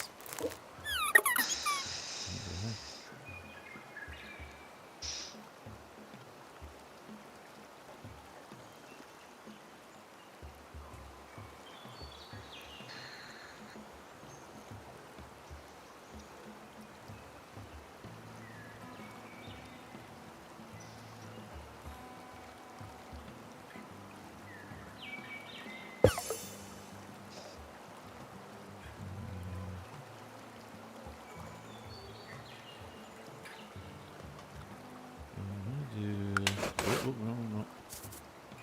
Go up to the tree. Let's do this one, I think.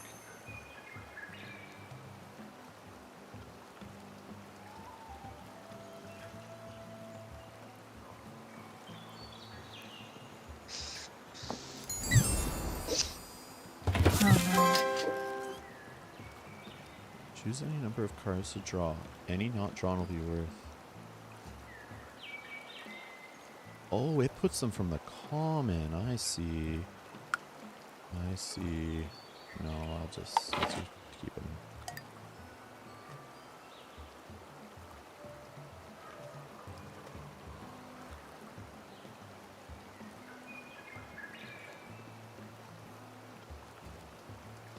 What was that? This little this special event. I like the way they put them like down in your city. That's cool.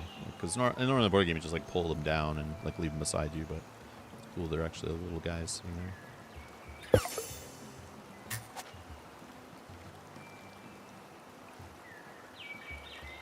Okay.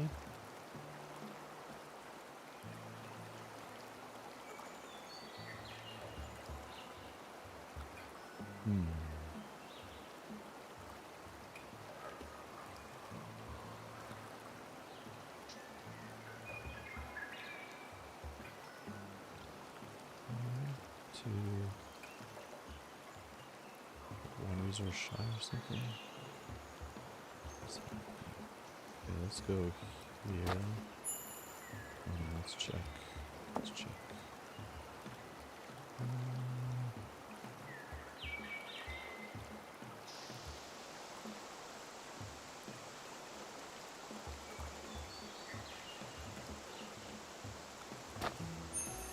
Oh, it did it again. Stupid thing.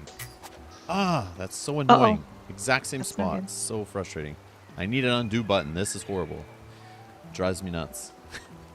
I did the exact same mistake. I'm like staring at this sign, dragging my little guy over it, and then just let him go, and he was on this thing. Oh, that's twice in the same game.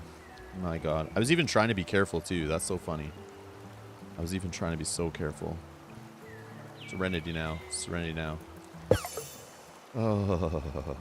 It's first day it's released. It's the first day it's released. Any playtesters, I'm looking at you. Why was there no undo button? That is a huge fail. That is a huge fail.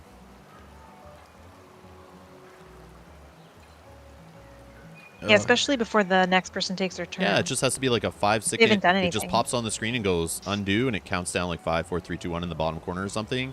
And then once it's done, it sends the information to the other player's client, and then lets you know they're finished their turn. No big deal.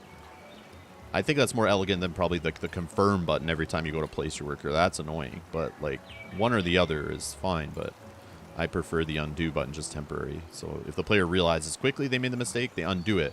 But not like after you're already in the middle of your turn, they're like, oh, hold on, I need to undo. Like not that kind of thing. Like I prefer just give them a quick second. It's just like sending an email by accident. You're just like, undo, send, unsend. No. Okay, well that sucks. Okay, anyways, let's see, maybe I can...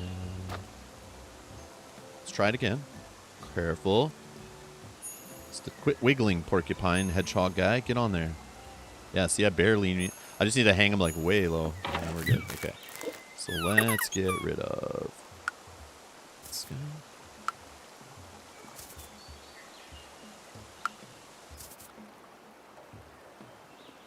Can't do any more, right? Yeah.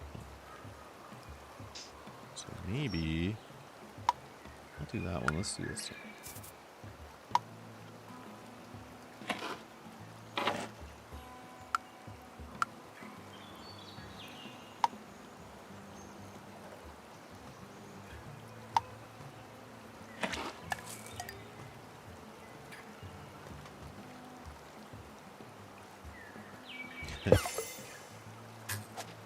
Yeah, like drawing a card would make sense. Like if you drew cards, that you can undo. I understand if you get known information.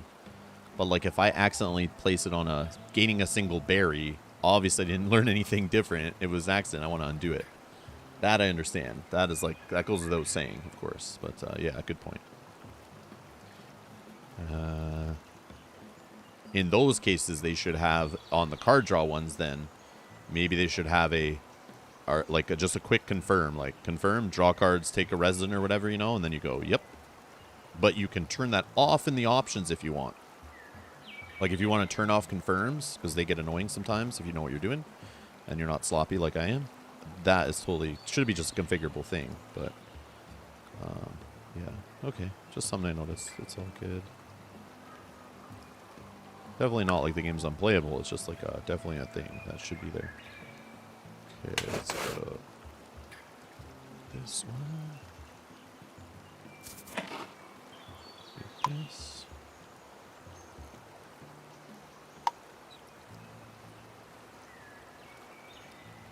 I'll use this. Which, like, I want to use both. Like, I can only use one. Serenity now.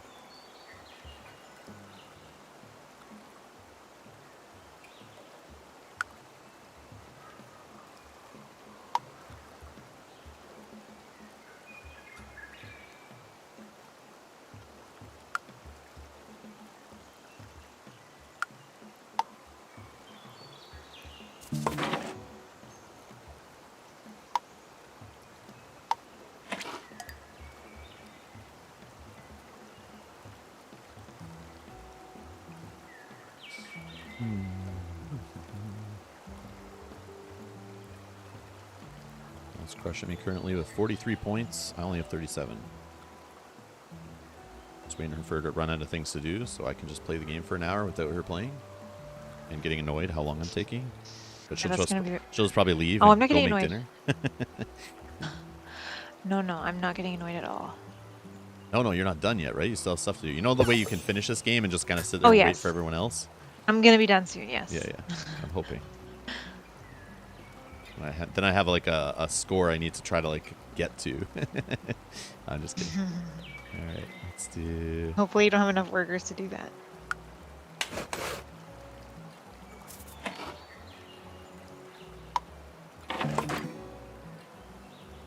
Oh no, what's that thing gonna do?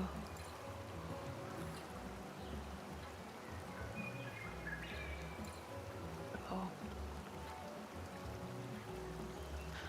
Well, I think that's all she wrote.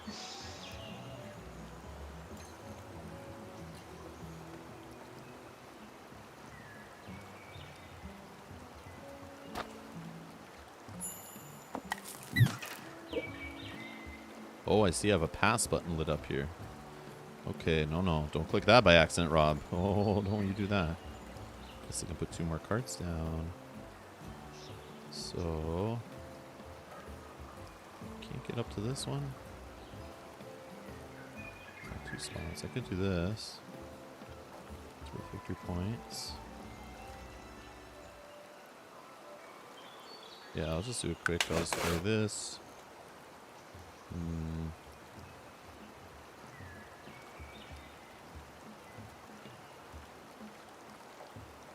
Yeah, no way I can play. I was trying to play this too.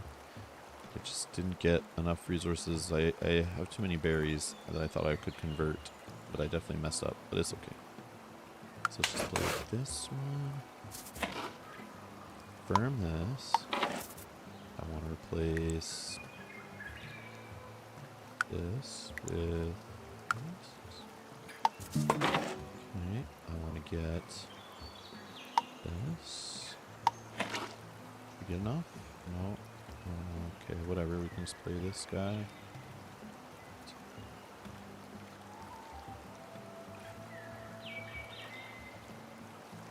I'll be able to play one with that guy, so that's kind of dumb. Can get me victory points more. This guy will get me 2.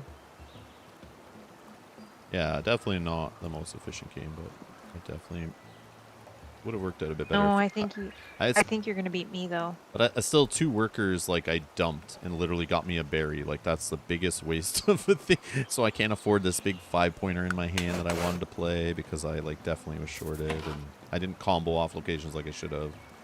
But let's just get this guy for free and just end this misery. No, I'm just joking. Okay, pass. Let's pass, I think. Yeah, I can't really do anything, so end my turn. Oh no, I think you have more end game though than me. Oh no.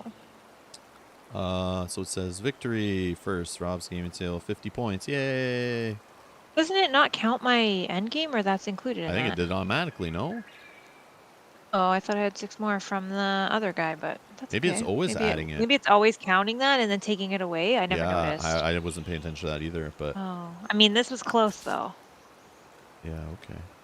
Yeah, I thought at the end it would do like kind of like a tally, like, and here's what you got after the fact, but I guess it was adding it the whole time. I didn't notice. Check magnifying glass for scores. I clicked it, but I'm assuming it's just adding. Oh, yeah, I see. This guy's 4. Yeah, I guess we could add these all up, but I don't have the time for that right now.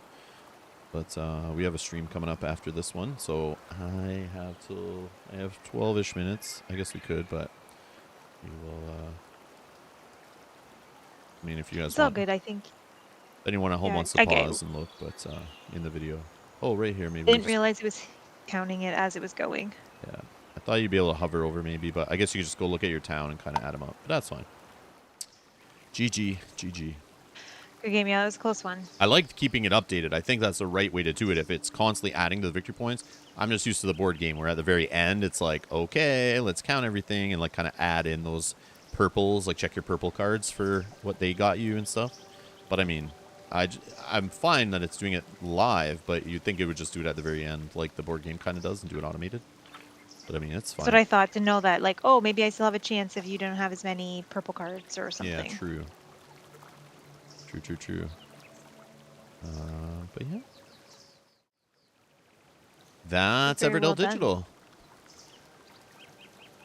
Oh, Wingspan waits till the end too, right? Yeah, trying to simulate the board game, right, as much as possible, but I mean, it's fine, but they could add that stuff later. I'm assuming once a bunch of players start playing it and giving their feedback and stuff, they might add some of that stuff in later and just make it like optional. You know, like add it in the options. Just, you know, would you want the purple cards to wait till the end of the game and that kind of stuff? You know, you turn that off or on. The undo button would be nice. The confirm button for drawing cards if you don't, so you don't accidentally drop your guy on the wrong spot. But you can turn off those confirmations if you want. Would be a super cool improvement. I'm sure that wouldn't be too bad to add. But again, it's the first day it's come out, gets in the public's hands, people try it. People will give their feedback on Steam or through the, you can definitely give your feedback through here. And they always keep updating their games, adding stuff to them and expansions and things, so they're pretty good at keeping their games solid and working. There was, oh, maybe it's only while you're playing. Oh no, right here, sorry, feedback, duh. Yeah, feedback's right here. So you could give feedback right in the app, which is cool. But I'm not going to do that right now, but if I remember later, I will. Alrighty. That's fine, Rob. Thank you for inviting me. Yeah, no problem. I'll see you in a few minutes. Thanks for joining. Thanks, everyone. You have a great day. Bye-bye. Bye.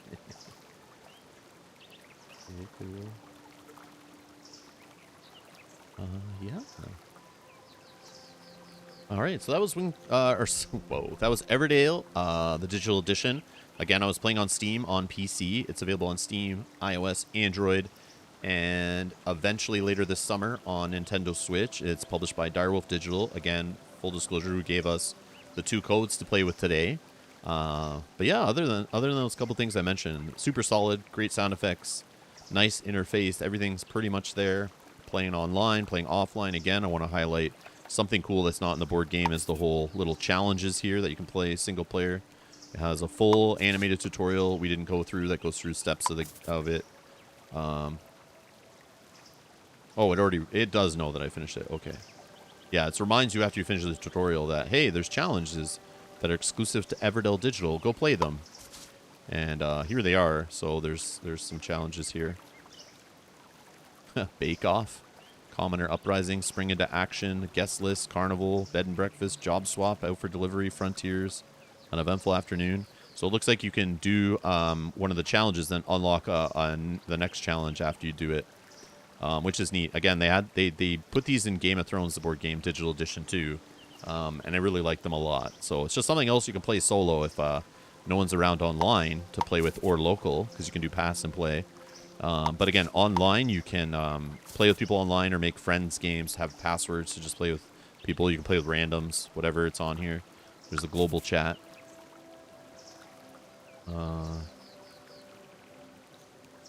How do I add Everdell to my games list? I purchased the iOS version earlier today. In Games tab, it says not owned. I don't know if it's cross-buy. Maybe Sadie Woo's confused. I don't know. If you buy it on a platform, usually you only own it on one platform, right? Because if you buy it on iOS, Apple takes all that money usually, and then you know, Steam's not gonna let you buy it with Apple credits. It's up to the publisher. But maybe it's cross-buy. I didn't know that. I didn't read that anywhere.